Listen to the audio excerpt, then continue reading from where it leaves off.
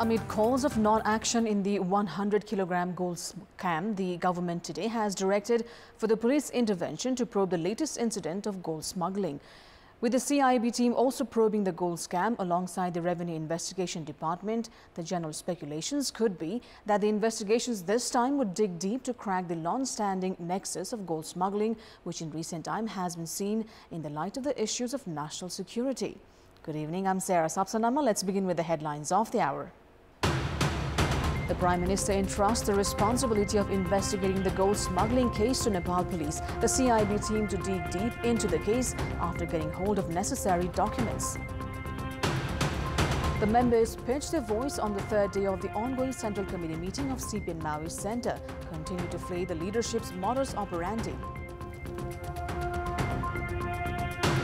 The Indian Supreme Court scraps opposition Congress party leader Rahul Gandhi's conviction in a defamation case. The order paves way for Rahul's return to Parliament and contest national elections.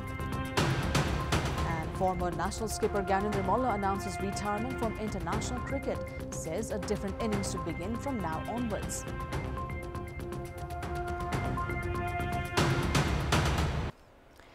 The government is all geared up to entrust the investigations into the 100-kilogram gold scam to Nepal police. The Prime Minister today directed the police interference to probe the case, citing that there was possible involvement of an organized nexus.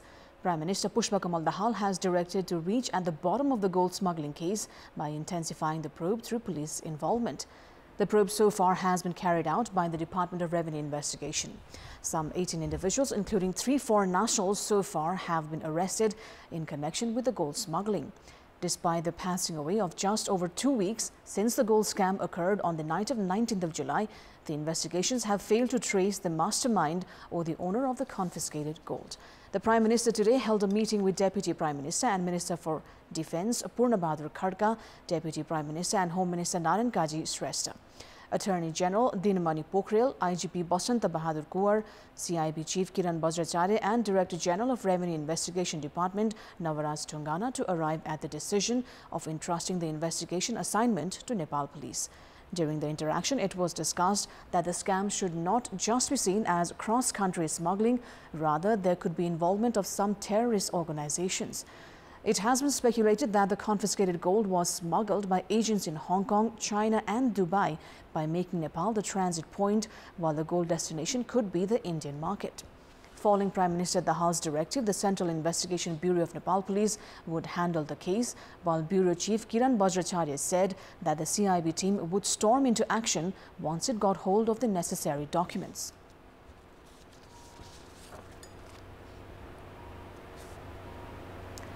The Department of Revenue Investigation has intensified its search for an additional 4 Chinese nationals involved in the recent gold smuggling scandal.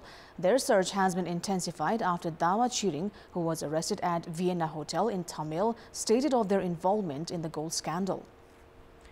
Their search started from last Sunday and high alert has been issued at the Trivandrum International Airport along with the transit points at Tatopani and Kerung for their arrest. Dawa Chiring has been seen as the person who had been managing the gold. His involvement has been seen in forming the setting at the Trivandrum International Airport Customs Office along with dealing with political leaders. The department has taken statements from individuals who have come in contact with Chiring. The Department of Revenue Investigation is coordinating with the Investigation Office in Hong Kong regarding how 100 kilograms of gold was sent to Nepal via Hong Kong. Central Committee members of CPN Maoist Centre have continued presenting their opinions as the party's Central Committee meeting entered the third day today. The meeting began on Wednesday and has continued in Academy Hall in the capital's Kamaladi. Attending leaders spoke on the party's performance and contemporary issues. 75 of the 750 leaders attending the event had spoken till yesterday, and considering the pace, many say the 5-day event could easily stretch to over 10 days.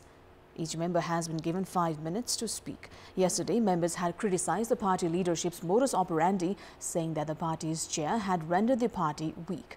Other leaders also highlighted the need to probe into leaders who have been alleged of corruption and other irregularities. Majority of the participants have so far opined the need for the leadership to admit and embrace their flaws and move ahead, saying that the current approach threatened the future of the party. On the first day of the meeting, Party Chair and Prime Minister Pushpa Kamal Dahal had unofficially presented political and organizational report. Two individuals who were injured in the landslide in Dolakha's Gauri Shankar Rural Municipality last night have been brought to Kathmandu for further treatment. The injured Yagya Bahadur Thami and his wife Dhanamaya were flown to the capital in a helicopter. Their daughter-in-law Sita, meanwhile, is receiving treatment in Singati. The body of deceased minor Prince Thami has been retrieved, according to local police. Meanwhile, search is on for 3 local residents who went missing since the incident, which has also left 7 houses damaged. Local officials have said local residents at risk are being relocated to safer locations. Meanwhile, 3 houses were swept away in Salle of Gauri Shankar Rural Municipality. 25 more houses are at risk, while their occupants are being shifted to safer locations. It is time now for our segment Public Pulse, where you text us with your opinion. The question is, why are government officials reluctant to go to remote areas? Your options are A, lack of accountability, B, lack of facilities, and C, no actions taken. The voting is on. Type NEWS, select your option A, B or C and send it to 34001 to share your opinion with us. Let's move on to the international update.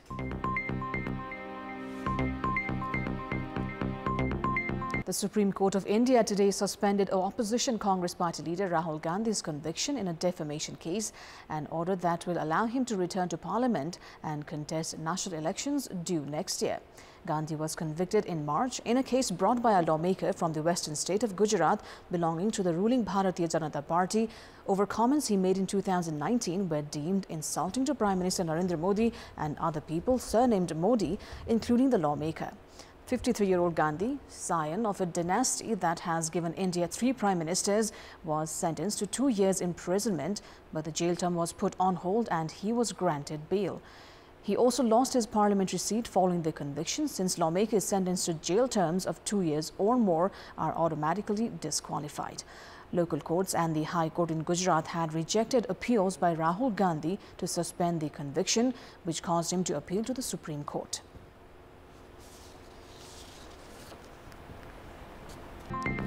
The Supreme Court of India today suspended opposition Congress party leader Rahul Gandhi's conviction in a defamation case and ordered that will allow him to return to Parliament and contest national elections due next year. Gandhi was convicted in March in a case brought by a lawmaker from the western state of Gujarat belonging to the ruling Bharatiya Janata Party over comments he made in 2019 were deemed insulting to Prime Minister Narendra Modi and other people surnamed Modi, including the lawmaker. 53-year-old Gandhi, scion of a dynasty that has given India 3 prime ministers, was sentenced to 2 years imprisonment, but the jail term was put on hold and he was granted bail. He also lost his parliamentary seat following the conviction, since lawmakers sentenced to jail terms of 2 years or more are automatically disqualified. Local courts and the High Court in Gujarat had rejected appeals by Rahul Gandhi to suspend the conviction, which caused him to appeal to the Supreme Court.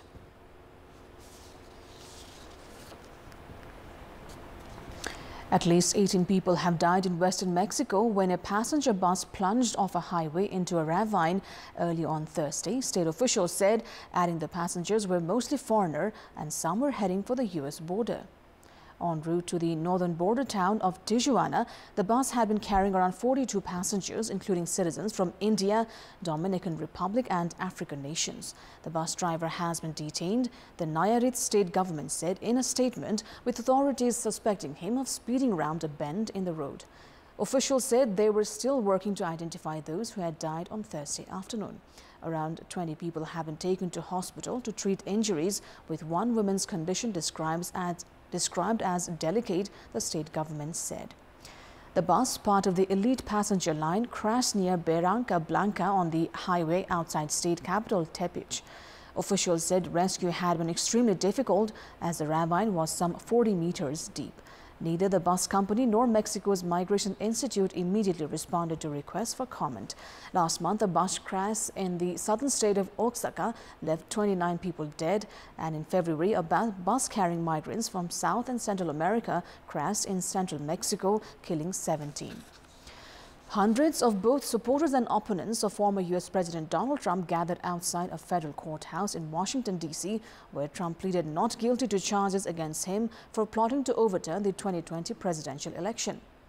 Trump was arraigned in the federal courthouse last night, 2 days after he was formally indicted. Trump appeared before a magistrate judge to face the charges. When asked for his plea to the 4 counts he was charged with, Trump replied not guilty. The former president reportedly did not have a mugshot taken. A federal grand jury on Tuesday indicted Trump with 4 criminal counts: conspiracy to defraud the United States, conspiracy to obstruct an official proceeding, obstruction of and attempt to obstruct an official proceeding, and conspiracy against rights. The charges could lead to a lengthy prison sentence if convicted, with the most serious counts calling for up to 20 years. The next court date is scheduled for August 28th, when a tentative trial date will be set. It would fall just days after the first debate in the 2024 Republican presidential primary, set to take place on 23rd of August in Milwaukee, Wisconsin. Trump is the first former U.S. president to face criminal charges. Apart from the charges for attempts to overturn the 2020 election, he is also under indictment in 2 other cases. South Korean police have arrested a man suspected of stabbing a high school teacher in the central city of Daejeon today, the latest in a string of violent attacks over the past 2 weeks gripping the country. The suspect, who is in his 20s, waited for the teacher to step out of a classroom before stabbing him and fleeing the scene. The 2 were acquaintances, and it was not a random attack. This attack comes a day after police arrested another assailant who rammed his car into passers-by, then got out and stabbed some, wounding 14 people yesterday near the capital, Seoul. South Korea's National Police Chief Yoon Hee-kyun said that the police will mobilize all possible forces and inspect anyone suspected of carrying weapons.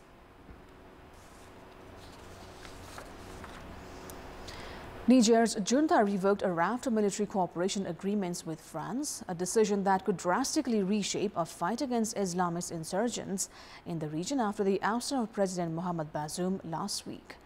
Like recent coups in neighboring Burkina Faso and Mali, last week's military takeover in Niger came amid a growing wave of anti-French sentiment, with some locals accusing the former colonial ruler of interfering in their affairs.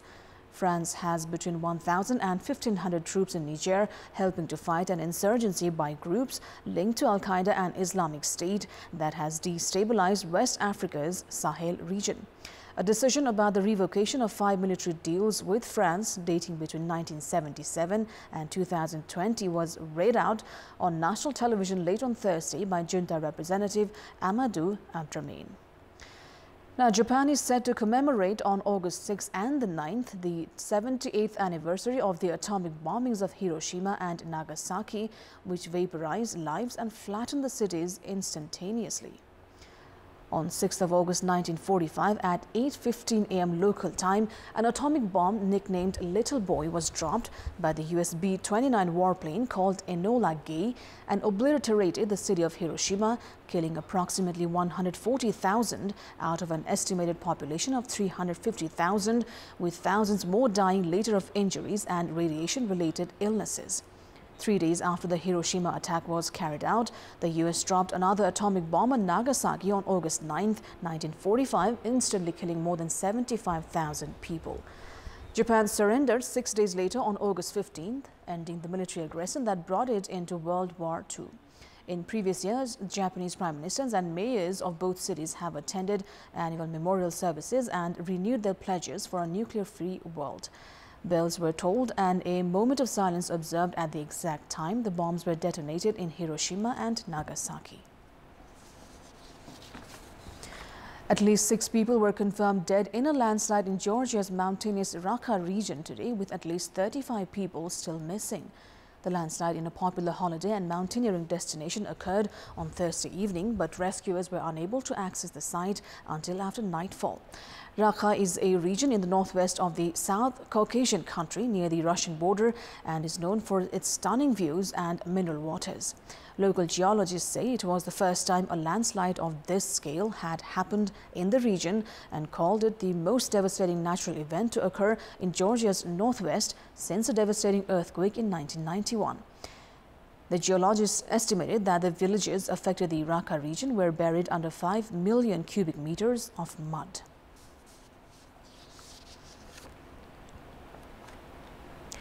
The livelihoods of indigenous families living near Bolivia's Lake Titicaca are under threat as drought threatens locals who make a living largely from subsistence farming. The daily activities of the residents of villages such as Huarina and Chua have been affected by the lack of water. Due to an encroaching drought, boats are now parked on the dry shores of the lake, far from traditional docks. There is little food for livestock and growing crops is difficult. The lack of water affecting communities is a consequence of the actions of foreign companies in the area. The Bolivian National Meteorology and Hydrology Service has said usual floods in the lake have been absent for the last 3 years, leading to a lack of water on the land. For more than 40 Asian elephants recently gathered at a farmland to forage maize and rice as the crops gradually ripen in Jiangxian County of Pu'er City in southwest China's Yunnan province. The elephant herd, adults and calves, approached the village and started eating in a paddy field by the roadside. After the feast, some of them stood quietly to rest while others engaged in playful fights. Pu'er, a region known for tea cultivation, is one of the main habitats for Asian elephants in China. There are 127 Asian elephants living there year-round, with highest record of 181 ones. In recent years, Pu'er City has been exploring a coexistence models between humans and elephants. The local authorities encourage farmers to cultivate crops that Asian elephants favor, such as corn, rice and bananas. If the crops are damaged by Asian elephants, the government will provide insurance compensation.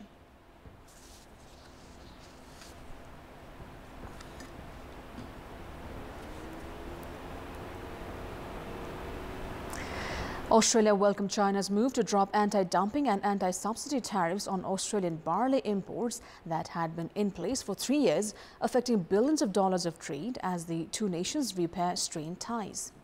The tariffs will be dropped starting tomorrow, China's Ministry of Commerce said, citing a changing situation in China's barley market without providing further details. Speaking to the media at a news conference, Australia's Foreign Minister Penny Wong hailed the move as the right outcome, while Trade Minister Don Farrell said it was a positive step in the full resumption of trade between the two countries. Relations between the two trade partners deteriorated in 2020 after Australia called for an inquiry into the origins of COVID-19, triggering reprisals by Beijing, including anti-dumping duties on Australian wine and barley. However, tensions have eased since the centre-left Labour Party won power in Australia last year. The former skipper of national cricket team Gyanendra Malla has announced his retirement from the international cricket. Organizing a press conference in the capital today, Malla announced of ending his international cricket career. Announcing his retirement, Malla thanked his family members, Cricket Association of Nepal, coaches and fans. Malla also expressed happiness for leading the country on numerous occasions, saying that all his laurels came from sporting arena. It was not easy to bid goodbye and called it a difficult decision. Malla also announced of beginning a new innings. Malla had debuted in ACC Trophy back in the year 2006 and had played for Nepal for a career spanning 18 years. Gyanendra Malla remained deputy to Paras Khadka for a long time as he became the skipper of national team for the first time 4 years ago. However, his stint as a captain was short-lived as he was laid off the duty when Kant took disciplinary actions against 4 cricketers from the national team. Gyanendra mostly played as an opener and one-down bat and was also seen in the duty of keeper behind the stumps. Gyanendra Malla scored one-day international century in his international career and accumulated 876 runs in 37 one-day internationals. That is all for the moment. Thank you for watching. Bye for now.